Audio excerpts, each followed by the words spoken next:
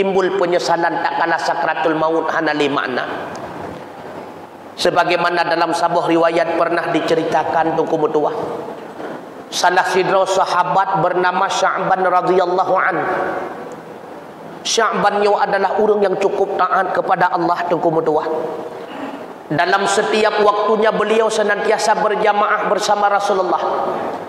Kebiasaan daripada Sya'ban nedang baksaf yang pertama belah ratuya daripada imam. Paling ujung Rasulullah memakluminya karena Sya'ban takut terpengaruh dan terganggu orang lain, maka paling ujung gecok neduknya kebiasaan Sya'ban. Bak saboh subuh tungku mutuah nekadan oleh Rasulullah pada tempat kebiasaan duduknya Sya'ban, rupanya sahabat Sya'ban radhiyallahu an tidak ada. Netanyang ni Nabi bak murti para sahabat, wahai sahabat lo, nayang kalan Sya'ban. Bandung sahabat terdiam bak watanyan karena hana yang kalan Sya'ban. Karena watia pun kajula, langsung Rasulullah melaksanakan salat subuh secara berjamaah bersama para sahabat. Selesai daripada salat subuh berjamaah, kembali Rasulullah memperhatikan sahabatnya. Karena dalam setiap jamaah Rasulullah tidak pernah meninggalkan perhatian kepada para sahabat, siapa yang datang, siapa yang tidak. Sabi-sabi nu kontrol li Nabi SAW yang hanaja kapastina halangan menyekan sakit sebagainya. Karena sahabat tidak pernah meninggalkan jamaah tu kumudua. Sahabat tidak pernah meninggalkan jamaah, termasuk Sya'ban. Sehingga selesai sembahyang subuh ditanya balik oleh Rasulullah, "Na yang kanan Sya'ban?" Hana yang jawab. Lalu Rasulullah ditanya, "Na yang tepat rumah Sya'ban?" Salah satu sahabat tunjuk jarawan lentuan tepat ya Rasulullah, menyemenan jak langkah. Berangkatlah Rasulullah bersama beberapa para sahabat ke rumah Sya'ban. Naji'uh perjalanan tu kubutuah, lejim perjalanan. Walau 3 jam perjalanan, tapi Sya'ban tidak pernah meninggalkan salat jamaah. Hantam pernah tu kubutuah. Rasulullah buat tempat kediaman Sya'ban ita mengwati duha tu. Maka Rasulullah salat duha berjamaah bersama para sahabat. Lalu netok-tok pintu oleh Nabi, nebukalah pintu oleh sidra urang inang. Netanyang oleh Rasulullah, benarkah ini rumah Sya'ban? Urang inangnya menjawab, betul ya Rasulullah, ulun tuan adalah isteri daripada Sya'ban. Lalu netanyang balik oleh Nabi, sahabat ulun tuan Sya'ban ho bukan? Istrinya pun menjawab, beliau suamiku telah meninggal ya Rasulullah sebelum subuh tadi pagi. Inna lillahi wa inna ilaihi raji'un. Tidak pernah menghentikan diri Sya'ban untuk salat berjamaah. Yang menghentikan kedatangan Sya'ban salat berjamaah hanya kematian.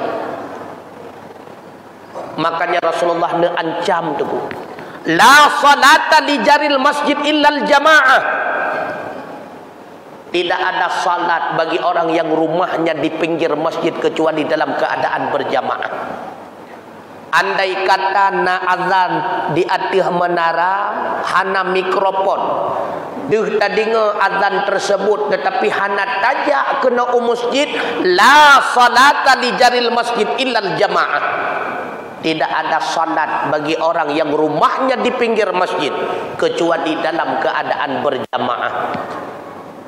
Para ulama sebahagian berkata, salat berjamaah adalah fardu'in.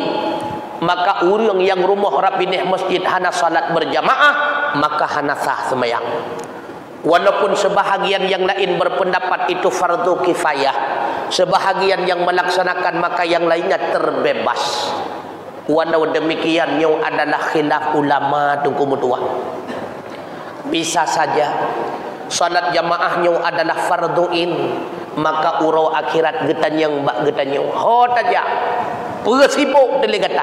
Apa yang menyibukkan sehingga engkau tidak salat berjamaah? Ingat, la salata li jaril masjid illal jamaah. Apa yang menghentikan Sya'ban tidak ikut salat berjamaah? Hanya kematian tu kumutuah. Tak kala berbincang-bincang Rasulullah dengan istri Sya'ban, Maka timbullah pertanyaan istri Sya'ban kepada Rasulullah, "Ya Rasulullah, yang terganjal hatiku sampai detik ini berupa ucapan-ucapan yang terucap melalui lidah suamiku tak kala beliau menghadapi sakaratul maut, ya Rasulullah." Ditanya oleh Nabi, "Apa ucapan yang terucap melalui lidah suamimu?" Yang pertama, ya Rasulullah, tak kala beliau menghadapi sakaratul maut terucaplah kalimat, "Aduh,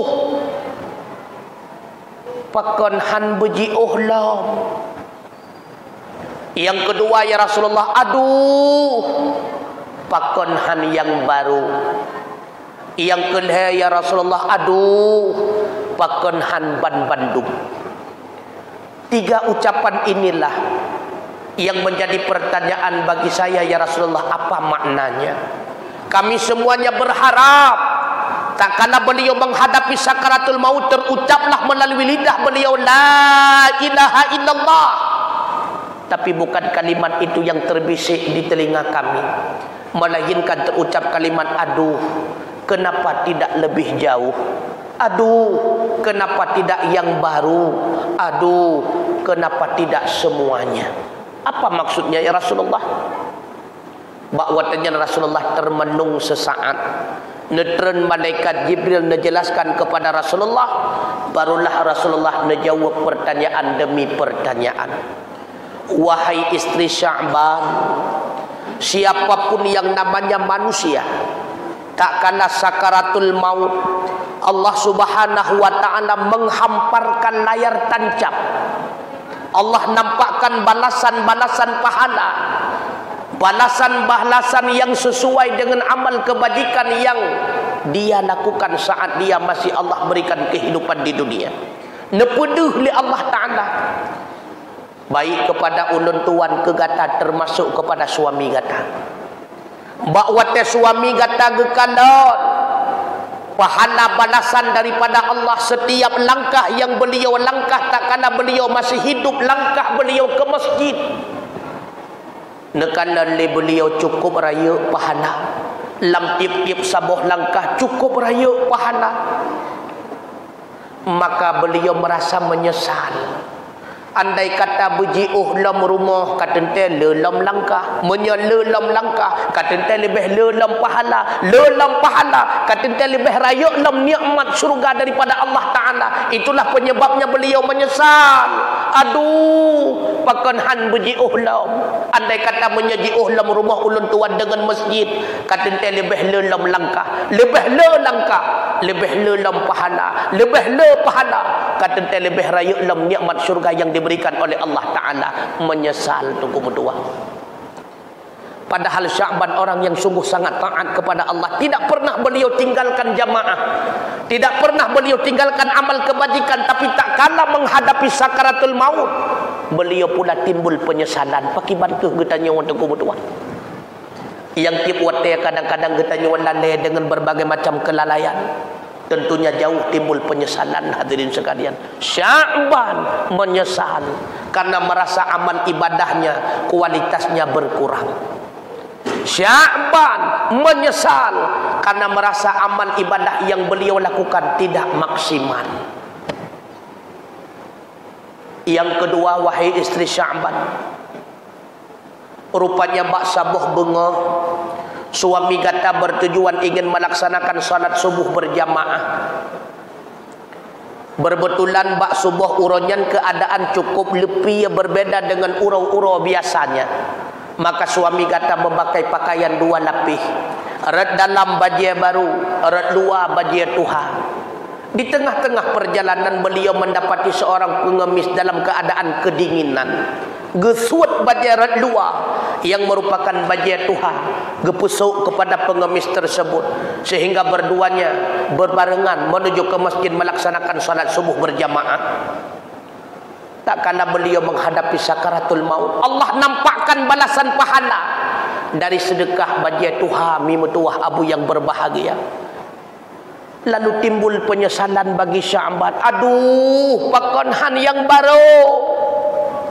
Mudum yang Tuhan lon sedekah nyoduk raya pahala. Andai kata barawasa masa udip lun bersedekah yang baru, kata lebih lelam pahala, lebih lelam pahala, kata lebih rayuk dalam kenikmatan balasan Allah berupa nikmat syurga.